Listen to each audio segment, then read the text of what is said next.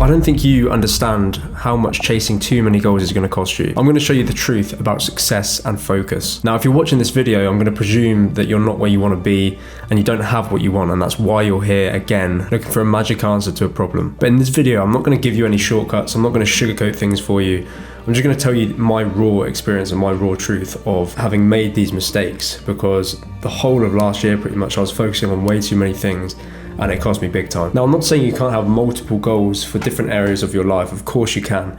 But what I am saying is that if you don't apply the 3 principles I'm going to go through with you, then it's going to cost you another year of not being where you want to be. You're going to stagnate, you're going to fail to make progress, and ultimately you may even be in a worse off position than when you started the year. Because the truth is, if you're not growing, you're dying. There is no middle ground, there is no maintenance phase. And the main thing I want you to grasp from this video is simply how obsessed you have to become in order to get what you want. And I'm going to just show you how I personally dialed in my focus using these 3 core principles I'm going to show you. And if you're new to the channel, just before we get straight into this, I'm Nathan Trim, and I run a company called Grand Acquisition, where we help online creators and coaches scale their businesses to 6 figures through organic systems and conversion mechanisms. Okay, so without further ado, last year I basically made every mistake you can make when it comes to focus. And I thought I was focused, but I was actually like the complete opposite. And it all started right at the start of 2024 when I began a dropshipping business. We set up the store, we set up a website, we set up emails, everything. We started buying products, testing products. And then after literally like a month or so, I basically jumped ship to the next model. I didn't stick it out because it started to get difficult. Things started to happen where, you thought that business model or that one might be way easier and way better than this one.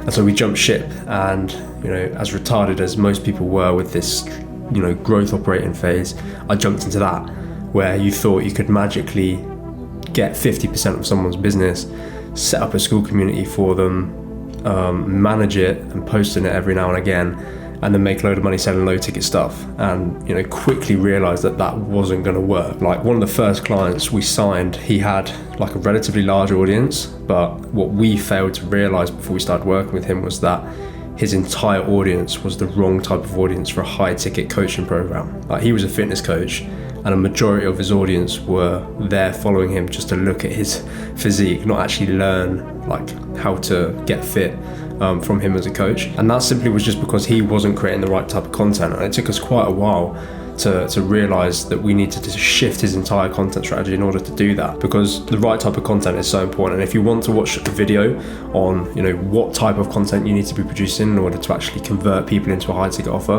then I've got another YouTube video on that on my channel quite recently, so go watch that one after this one.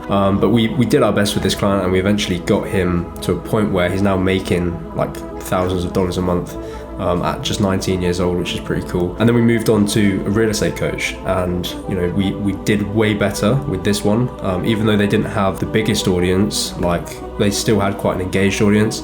And we launched a high ticket offer, and we made 10k, made that client 10k within 24 hours of that launch. So things started to click. But then where I went wrong again was that when we did start to get traction, I then jumped ship to something else. Last year we also tried like growing my personal brand, and we had bursts of consistency throughout the year. And in those bursts, we would start to gain more followers, gain more engagement, start to really grow. And then again, we would change our focus to be focused on something else. I mean, the story of last year basically was focusing on way too many things and making everything just way too complicated. And so I really, at the start of this year, had to figure out how I can dial in my focus so that we literally just do one thing and one thing only until we absolutely master it, and then just continue to do that one thing. Okay, and that brings us into principle number 1, which is obsession over interest. So last year I was interested in so many things, dropshipping, growth operating, lots of different niches, but I just wasn't obsessed with any of them.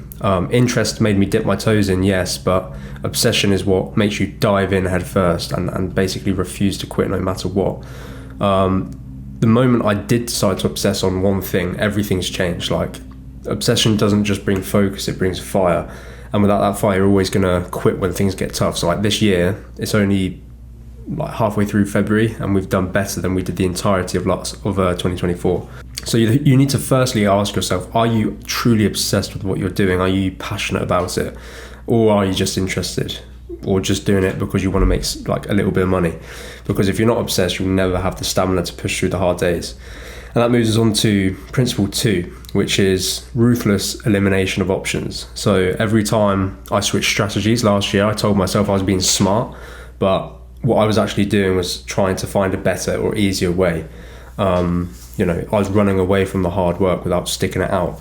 And the truth is that success is less about what you say yes to and more about what you ruthlessly eliminate and say no to. So when I did start eliminating every other option and committing to one strategy at the start of 2025, which was serving creators and coaches with organic scaling, I basically stopped wasting energy and started building real momentum. And like I said, we've done better already than what we did at the whole of last year. So if there's something you need to do right now, it's write down all of your aspirations or goals or projects, and then basically through process of elimination, cross out every single one except for one, which will be painful, and you'll think, oh, I could just do that one and that one. But every yes to something new is a no to progress on what really matters. And then that moves us into principle 3, which is to build systems, not bursts. So I used to rely on bursts of inspiration and motivation, on like big idea, big plan. But then as soon as you start hitting the roadworks, you burn out pretty quickly. So the problem with bursts is they fizzle out, which leaves you stuck. So this year, we've been doing something differently. We've been basically building daily systems in our routines and how we work, which is allowing us to be consistent and repeat the same actions every single day, which is going to bring us closer to our goals. And that basically guarantees progress every day, no matter how you feel. At the end of the day, motivation is like 1% of the 100% you need. 99% of it is down to systems which are unstoppable, because motivation is pretty shit. Like it's only temporary. So you need to start building these systems into your daily routines, into your life, so that you can move towards your goals. Like no matter what the excuse, you show up every single day, and even if you get that one part of your daily routine done, or that one block in your day done, like you're making progress towards the same thing. So like these systems are sort of like, I see them as, you wake up, you have the most basic routine. Like it's not a 2-hour routine. You maybe brush your teeth or you make your bed, and then you have a coffee, and then you start working. And the first part of that system is every single day, for the first 2 hours of your day, you focus on this section of work. It might be for 2 hours in the morning, you focus every single day on like getting new clients. And then for 2 hours after that block would be, you spend 2 hours focusing on client delivery and making your service or your product better. And then you might have another 2 hours where you have calls. So you basically break your day down into a system, like a daily routine, so that every day that just happens and it gets done.